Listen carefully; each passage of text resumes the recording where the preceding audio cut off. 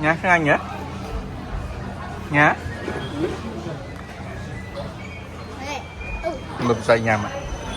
Canh đây món còn. Đập thì ai cũng đã chấm được thì ai.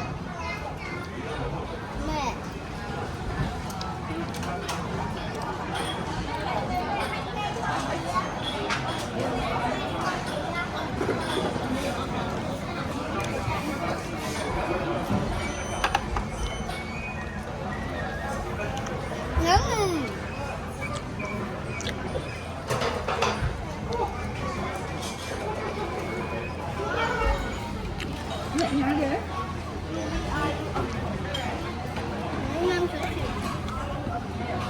Nó canh đây đó bị xì canh đây đó.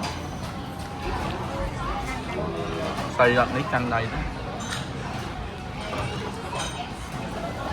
French fry đặt chật đây ra tới bây giờ phone đã rồi.